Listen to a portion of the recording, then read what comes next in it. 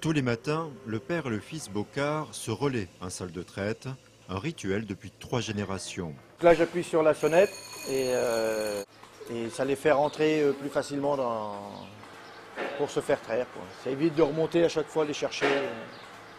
C'est tous les jours, 365 jours par an, matin et soir. Donc, si bien à Noël, 1er janvier, 14 juillet, tous les jours. Alors les vaches, c'est vrai que c'est comme tout troupeau, il y a des dominantes et des dominées. Donc on a souvent les mêmes en début de traite et en fin de traite.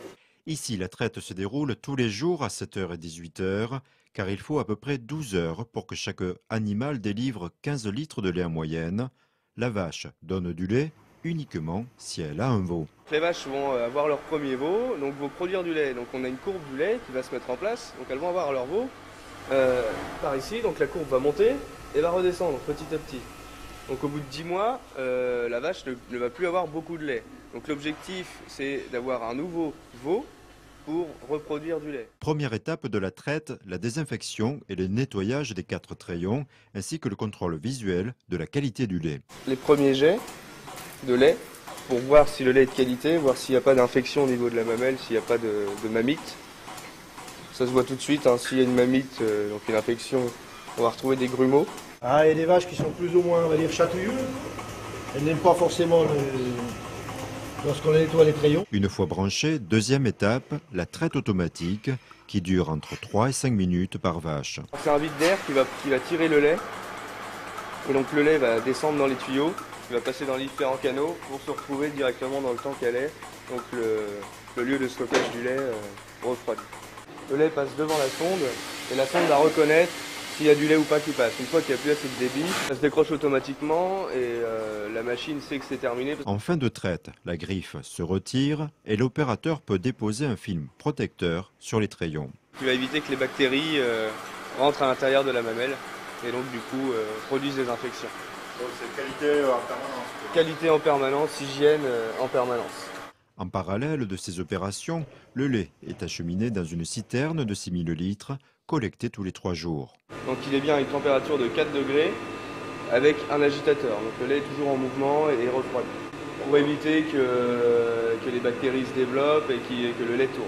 Dernière étape, le nettoyage de la salle de traite. Il est 8 heures, le jour se lève. L'éleveur va pouvoir donner le petit déjeuner aux 70 vaches. Le lait sera revendu 35 centimes en moyenne, à raison de 5000 litres par mois.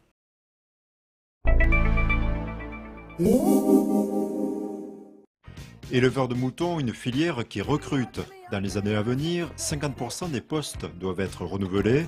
Au vu de ce constat, une opération de séduction est menée auprès des jeunes. Les jeunes ont tendance, quand ils s'orientent vers l'élevage, à aller plutôt vers le bovin. Il faut s'enlever de l'idée que l'éleveur ovin, c'est le vieux berger avec son béret dans la montagne. Non, on est dans une zone Grand Est où il y a une bonne production de moutons qui peut se développer encore pour satisfaire la demande en termes de consommation. Voilà, aujourd'hui, ce sont des techniques très pointues, très modernes. Afin d'attirer les jeunes, la 9e édition des Ovimpiades a été organisée. Ici, les participants viennent de la région. Tous ont en commun la passion des animaux. On apprend à manipuler les moutons, le bien-être animal, comment s'en occuper, au niveau des rations, tout ça. J'ai un BTS production animale, une formation en plus dans l'équitation. Je vais être monitrice d'équitation plus tard et puis je voulais avoir un double diplôme en fait. Je voulais aussi avoir un peu de connaissances au niveau élevage. L'Aube est l'un des rares départements à dispenser une formation adaptée à cet animal. Après un quiz, les candidats doivent s'affronter sur 3 autres épreuves, comme le tri et la taille des ongles. La 20-067. Les élèves doivent écarter 3 brebis de tout le lot de brebis, 3 brebis que je leur donne. Et la façon dont ils organisent leur chantier, la façon dont ils font passer les brebis, la façon dont ils servent de la porte de tri. 10 475. C'est une note de 1 à 5 pour l'état d'engraissement de la brebis. Ne pas l'attraper par la laine et bien l'attraper par la tête ou par les pattes. Ensuite, le parage, c'est-à-dire bien couper la corne, qu'elle soit équitable des 2 côtés. Pas trop court pour éviter tout saignement. Ça fait des grosses pénalités et après il y a une épreuve qui consiste avec le temps. Voilà ton pied là, tu décales. Une main là, ton pied sur la petite platine, là. Ça t'aide à pousser, vas-y, voilà. Vas-y. nickel. Oui, parce qu'il y a des élèves qui n'ont jamais pratiqué. Donc il y en a quelques-uns, donc on essaye de leur donner quelques astuces pour pas qu'ils soient défavorisés non plus par rapport à les autres. Cette 9e Olympiade s'est déroulée dans un contexte particulier avec l'arrivée du loup dans le département. Le seul prédateur du loup, il faut se mettre bien ça dans la tête, c'est l'homme. Et aujourd'hui, le loup est protégé. Donc ça veut dire que qui gagne, c'est le loup, c'est pas l'homme. On nous dit que le loup est un animal intelligent, donc si on n'arrête pas si on continue de le chasser pour pas qu'il tue nos brebis, je pense qu'il va arriver à comprendre qu'il faut qu'il aille chasser les animaux sauvages qui sont peut-être un peu plus durs à chasser, mais bon, autant qu'il travaille dur aussi pour essayer de se nourrir et qu'il aille pas. C'est pas un fast-food nos brebis, quoi. Malgré cela, la passion reste la plus forte.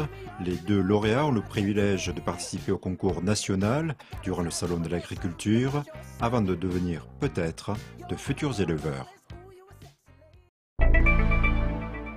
À 32 ans, Vivien Figiel a arrêté sa carrière dans un bureau d'études de l'industrie pour revenir à ses premiers amours, l'élevage de 120 vaches. C'est une passion que j'ai depuis le début et qui m'a suivi. Et donc voilà, j'ai eu l'opportunité de reprendre l'exploitation et de revenir à mon souhait d'origine, l'agriculture.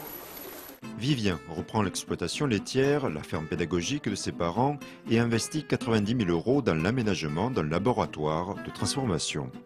On va donc traire les vaches directement ici, ensuite on va transformer directement après la traite. Donc on a le temps qu'elle est d'un côté, le laboratoire va se situer à cet endroit et on va casser le bâtiment pour refaire un bâtiment au nord. On va faire quelque chose de neuf pour pouvoir transformer des produits liquides en bonnes conditions. Originalité de ce projet, Vivien prévoit de proposer dès avril prochain autre chose que du fromage. La transformation consiste en la fabrication de yaourts et de desserts lactés, de la crème et du beurre et de la glace, avec un magasin de vente direct sur la ferme. L'idée c'est de valoriser le produit sur l'exploitation, parce qu'il n'y en a pas beaucoup qui transforment des yaourts dans le département. Il y a toujours un risque parce qu'on se lance sur quelque chose de nouveau, mais après, nous on a la certitude que ça va marcher, donc on se lance. Les clients ciblés se constituent des 6 000 visiteurs annuels de la ferme pédagogique, les cantines des collectivités ainsi que les restaurants. La transformation de 50 000 litres de lait permettra de produire 210 000 yaourts 100% au bois chaque année.